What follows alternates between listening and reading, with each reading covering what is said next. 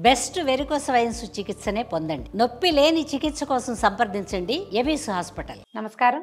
కార్తీక పురాణం 21వ అధ్యాయంలోకి వచ్చాం. అయితే పురంజయోపాఖ్యానాన్ని చదువుతున్నాం మనం. పురంజయోపాఖ్యానం మన ముందు రోజు నుంచే మొదలైంది కదా. యుద్ధానికి వస్తున్నటువంటి పురంజయుని చూచి యుద్ధ ప్రవీణులైన ఆ రాజులు కోప రక్తాక్షులై శస్త్రములతోనూ అస్త్రములతోనూ బాణములతోనూ వాడి అయిన గుదియలతోనూ ఇనపకట్లు వేసినటువంటి లాఠీకర్రలతోనూ హస్తాయుధాలైనటువంటి గుదియలతోనూ కత్తులతోనూ భల్లాతకములతోనూ పట్టములతోనూ రోకళ్లతోనూ శూలములతోనూ తోమరములతోనూ కుంభాయుధములతోనూ గొడ్డళ్లతోనూ కర్రలతోనూ ఆయుధముల విక్షేపములతోనూ యుద్ధం చేశారు. ఎన్ని ఆయుధాలు చెప్పారో చూడండి. గుర్రపు రౌతులతో గుర్రపు రౌతులు, ఏనుగు మావటులతోటి ఏనుగు ఎక్కేవారు, రధికులతో రధికులు, కాల్బంటులతో కాల్బంటులు, శూరులతో శూరులు ఆయుధములతో యుద్ధం చేయుచు భటులు అన్యోన్యము క్రూరవాక్యాలని పలుకుతూ ఉన్నారు. ఓ అగస్త్య మునీంద్ర, ఇంతలో కాంభోజ మహారాజు వస్త్రాదులను పదిలంగా కట్టుకొని కవచాన్ని ధరించి పరాక్రమించి మంచి రథమెక్కి ధనుస్సుని బాణాలని ధరించి కోలాహల ధ్వనిని చేయుచు వడిగా పురంజయుని వద్దకు వచ్చి 300 బాణాలు వేశాడట. ఆ బాణాలన్నీ పోయి పురంజయుడి యొక్క ఛత్రాన్ని, ధ్వజాన్ని, రథాన్ని నరికేసిన ముక్కలు చెక్కలు చేసేసినాయట. తర్వాత కాంభోజుడు తిరిగి కొన్ని బాణాలతో పురంజయుని కొట్టి 5 బాణాలతో పురంజయుని రథము యొక్క తురగాల్ని, గుర్రాలను కూడా చంపేశాడట. తర్వాత పురంజయుడు కోపించి ఇంద్రుని వలె విక్రమించి భుజాస్ఫాలనం చేసంటే భుజాలు బిగించాడనమాట. నారి బిగించి బ్రహ్మమంత్రాలతోటి 10 బాణాలని ప్రయోగించి కాంభోజుని హృదయమునందు కొట్టెను. పురంజయుని బాహుబలం చేత వేయబడిన బాణాలు సర్పాల వలె వెళ్ళి కాంభోజరాజు హృదయాన్ని ఛేదించి నెత్తురు తాగి తృప్తి చెంది భటుల వద్ద పోవటానికి ఇచ్చగించలేదు. ఆయనే పట్టేసుకుని ఉన్నాయన్నమాట బాణాలు.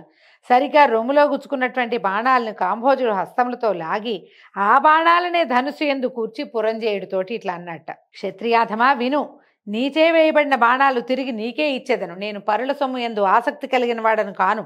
ఇట్లా పలికి కాంభోజరాజు ఏం చేశాడు, బాణాలు విడిచేసరికి అవి వచ్చి పురంజయుని యొక్క మళ్ళీ ఇంకొక గుర్రం ఎక్కాడు, ఇంకో రథం ఎక్కేశాడు. అక్కడ అన్ని పక్కపక్కన లైన్గా పెట్టి ఉంటాయి. ఇది విరిపోగానే ఇంకోటి వచ్చేస్తూ ఉంటుంది. సారథిని, ఛత్రాన్ని, నారిని, ధనస్సుని కూడా తుంచేశాడట. పురంజయుడు ఇంకో ధనస్సుని గ్రహించాడు. మళ్ళీ నారి కట్టాడు. రెక్కలతో కూడిన బాణాలు పట్టుకుని ధనుస్సు వద్దకు చేర్చి చెవుల దాకా లాగేట నారిని. కోపంతో కాంభోజుడితో అన్నట, ఓ రాజా, సూర్యుడు అవుదు గాని యుద్ధమందు ధైర్యంతో ఉండు. ధైర్యంతో ఉండాలి. నాతో ఇవ్వబడిన నేను ఇచ్చిన బాణాలని నాకే తిరిగిచ్చావు, కానీ నీలాంటి నీచులకి ప్రతిదానం ఇది తెలుసా? నేను ఇచ్చింది నాకే ఇస్తే ప్రతిదానం ఎట్లా అవుతుంది? ఇప్పుడు నీకు వేరే బాణాలు 20 బాణాలు ఇస్తున్నానని చెప్పి 20 బాణాలు వేశాట. అట్లా భయంకరమైన యుద్ధం జరిగిందట. సైనికులు అన్యోన్య శరాఘాతాలతోటి భుజాలు తెగి, బాహువులు ఊడి, పాదములు ముండెములై, మెడలు విరిగి భూమి ఎందు పడున్నారు. అన్యోన్య శరాఘాతాల చేత ఏనుగులు తొండములు తెగినవి, గుర్రముల తోకలు తెగినవి, కాల్బంటులు నిహతులేరి, రథములు చక్రములతో సహా చూర్ణాలైపోయినాయట.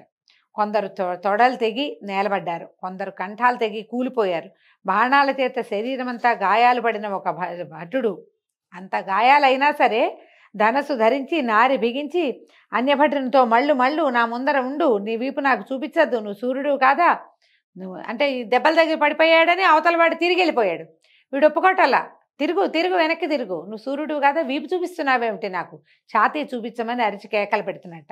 ఇలాంటి నిష్ఠురపు మాటలు విని అవతల భట్టుడు ధనుర్బాణాలు ధరించి టంకార ధ్వని చేస్తూ సింహగర్జనలు కూడా చేస్తూ బహునేర్పుగా బాణాలని ప్రతిభట్టుడి మీదకి ప్రయోగించాడు. ఆకాశంలో నుంచి చూస్తున్నటువంటి దేవతలు బాణాలు తూణీరం నుంచి తీయటము, ధనస్సు నుంచి అనుసంధానం చేయటము కూడా చూడలేకపోతున్నారట. అంత నేర్పుగా, అంటే ఎప్పుడు బాణం తీస్తున్నాడో, ఎప్పుడు దానికి పెట్టి, ఎప్పుడు లాగి, ఎప్పుడు కొట్టేసి, ఎప్పుడు అవతల వాడిని చంపేస్తున్నాడో క్షణాల్లో జరిగిపోతుంది. దేవతలే చూడలేకపోతున్నారు. దేవతలు అంటే ప్రత్యేకం అండి. మనకి నిమిషం ఎక్కువ, కానీ రెప్పపాటు ఉంటుంది. ఇటా అంటాం మన రెప్పలు కదా, నిమేషము అంటారు. ఒక ప్రత్యేకమైన రాజుగారి కథ కూడా చెప్తుంది. నిమి చక్రవర్తి మన కంటి చూపులో ఉంటాడు, మానవుల యొక్క కంటి చూపు ఎందు. ఆ రెప్పపాటులో ఆయన ఉంటాడనమాట. మనకేమో రెప్పపాట్లు ఉంటాయి. ఈ దేవతలు అనిమిషులు అంటారు. అనిమేషణం అంటే అసలు రెప్పపాటు ఉండదు, వాళ్ళు ఇంతే ఇట్లాగే చూస్తూ ఉంటారు. కళ్ళే మూతపడవు. కళ్ళే మూతపడని దేవతలు కూడా ఆ రెప్పపాటు లేని వాళ్ళు కూడా చూడలేకపోతున్నారు. అంత క్షణాల మీద జరిగిపోతుందన్నమాట యుద్ధం. అంత బహునేర్పుతో బాణాలు వేస్తున్నారు. ఆ యుద్ధంలో సూది దూరే సందు కూడా లేకుండా బాణాల వర్షం కురిసిపోతుందిట. ఇట్లా అన్యోన్య శూరులు, భటులు, బంగారపు కట్టలతో కూడినవి, స్వయంగా వాడి అయినవి, సానపెట్టబడినవి, స్వనామచిహ్నితాలైనటువంటి అర్ధచంద్ర బాణాలతోటి, ఇనప నారసములతోటి, ఇనప అలుగులు కలిగిన బాణాలతోటి, ఖడ్గాలతోటి, పట్టిసాలతోటి, ఈటలతోటి తెగ కొట్టేసుకున్నారు. యుద్ధం చూడండి ఎంత మహత్తరంగా వర్ణించారో కార్తీక పురాణంలో. ఇదంతా ఒక విజువలైజ్ చేసుకుంటే అబ్బో ఎన్ని సినిమాలు చూసినా మనకి ఈ విజువలైజేషన్ కుదరదు. అంత బాగా చేశారు. గుర్రపు రౌతులు కొంతమందిని చంపారట. గుర్రపు రౌతుల్ని ఏనుగు బంట్లు చంపారు. రధికులు కాల్బంట్లను చంపారు. కాల్బంట్లు రధికులను చంపారు. ఇట్లా తొడలు, భుజాలు, శిరస్సులు, అంగములు తెగి హతులైపోయారు. నెత్తురు ఒక ప్రవాహంగా పోతోందట. ఆకాశంలో మేఘాచ్ఛాదితులైనటువంటి అప్సర స్త్రీలు పైన చక్కగా నిలబడి ఉన్నారట. అప్సరసలు వీడు నావాడు, వాడు నావాడు అని చెప్పుకుంటున్నారట అప్సరసలు. ఎందుకంటే ఈ యుద్ధంలో చనిపోయిన వాళ్ళకి వీరస్వర్గాన్ని అలంకరిస్తారు.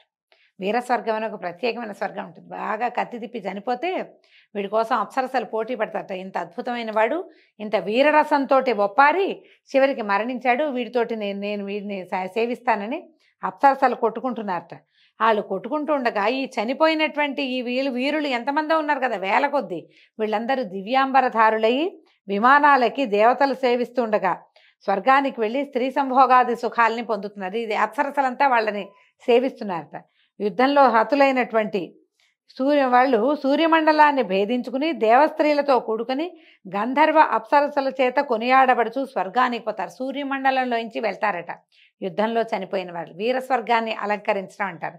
అదొక ప్రత్యేక స్వర్గం ఉంటుందట. కాంభోజుడు మొదలైనటువంటి రణకోవిధులైన సూర్యులతోనూ ఇతర రాజులతోనూ సుభటులతోనూ చాలా భయంకరమైన యుద్ధం జరిగింది. ఈ యుద్ధంలో సాయంకాలం అయ్యేసరికి పురంజయుడి జనం అంతా కూలిపోయారు. పురంజయుడు కూడా ముఖాచెక్క అయిపోయినటువంటి రథంతో ధనుర్బాణాలు డజన్ల కొద్దీ పెట్టుకున్నాడు. ధనస్సులు, అక్షయ తూణీరాలని అన్నీ ముక్కలు చేసేయబడ్డాయి.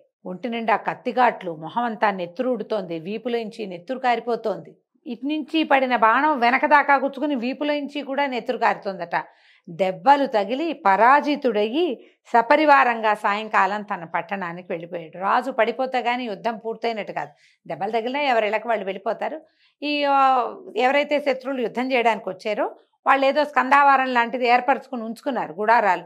చీకటి పడేసరికి వాళ్ళంతా వాళ్ళ గుడారాల్లోకి పోయారు. పురంజయుడు ఈ తెగిపడిపోయి ఉన్న నానా రకాల శవాల మధ్య నుంచి మిగిలిన వాళ్ళతోటి నగరానికి వెళ్ళిపోయాడు.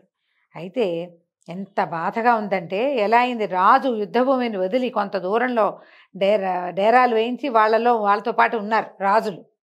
యుద్ధభూమి భూతప్రేత పిశాచ భేతాళాలతోటి, నక్కలతోనూ కంక గృద్రాదుల చేతుడు ప్రకాశిస్తోందట. అంటే రాత్రి అయ్యేసరికల్లా భూతగణాలు చేరిపోయినాయి అన్నమాట అక్కడ. కాంభోజరాజుకి 13 అక్షౌహిణుల సైన్యం ఉందట. అందులో 3 అక్షౌహిణుల సైన్యం హతమైపోయింది. పురంజయుడు తాను యుద్ధంలో ఓడిపోవటము, తన రాజ్యము శత్రుల చేరాదుల చేత ఆక్రమింపబడుటకు చింతిస్తున్నాడు. ఇంకేముంది, ఇక రేపు తెల్లవారితే జనం లేరు ఎక్కువ మంది. ఇన్ని దెబ్బలు తగిలి ఇంత అలసిపోయి ఉన్నవాళ్ళు రేపేం చేస్తాం మనం? రేపు చేసేది కూడా ఏం లేదు. రేపు నేను కూడా పడిపోతాను, నా రాజ్యం పరహస్తగతం అయిపోతుందని చింతగా ఉండి ముఖం వాడిపోయి చింతతో ఏమీ తోచక నెత్తి మీద చేతులు పెట్టుకుని కూర్చుని ఉన్నాడనమాట. పురంజయునితోటి సమస్త విద్యాపారంగతుడైన సుశీలుడనే పురోహితుడు ఇట్లా అన్నట్టు, ఓ రాజా, శత్రు బృందము చేత కాంభోజరాజును వీరసేన మహారాజును జయించగోరితివేని విష్ణుమూర్తిని సేవించు. ఇప్పుడు ఇది కార్తీక పౌర్ణమి, నిండు పూర్ణిమ, కృత్తికా నక్షత్రం కాబట్టి ఇది అలభ్య యోగం, మళ్ళీ మళ్ళీ రాదు, ఏడాదికి ఒక్కనాడే వస్తుంది. కృత్తికా నక్షత్రంలో చంద్రుడు పౌర్ణమి నాడు ఎంత అత్యద్భుతమైన స్వరూపంతోటో ఉంటాడు. ఈ సమయంలో ఇలాంటిది మళ్ళీ మళ్ళీ రాదు. ఈ సమయంలో నువ్వు ఏం చేసినా ఇది 1,000,000 రెట్లు ఫలితాన్ని ఇస్తుంది. కాబట్టి ఈ కాలంలో పుష్పాలతోటి హరిని సేవించు, విష్ణు సన్నిధిలో దీపాలు పెట్టు, హరి ముందర గోవింద నారాయణ మొదలైన నామాలు పాడుతూ నాట్యాన్ని చేయి.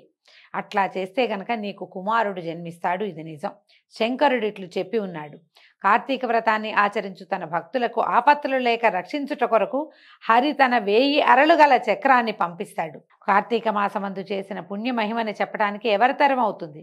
నీకు అధర్మవర్తనం వలన అపజయం కలిగింది, ఇక ముందు సద్ధర్మపరుడువిక అధర్మం పోగొట్టుకుని సద్ధర్మం, సరి అయిన ధర్మాన్ని కనుక నువ్వు ఆచరించావా నీకు జయం లభిస్తుంది. అలా అయితే నువ్వు కొనియాడతగిన వాడవిగా అవుతావు. ఓ రాజా, కార్తీక వ్రతాన్ని ఆచరించు, హరిభక్తుడివి కమ్ము. కార్తీక వ్రతం వలన ఆయువు, ఆరోగ్యము, సంపదలు, పుత్రులు, ధనధాన్య వృద్ధి, జయము కలుగుతుంది. నా మాట నమ్ము, త్వరగా జరిపించు. సాయంకాలం ఇంటికి వచ్చి కూర్చోంగానే ఇవాళ పౌర్ణమి, ఉత్తమోత్తమమైన దినము, ఈ రోజున నువ్వు హరిని సేవించు అని బోధింపబడ్డాడు పురంజయుడు. బోధ లభించడం చాలా అదృష్టం అండి.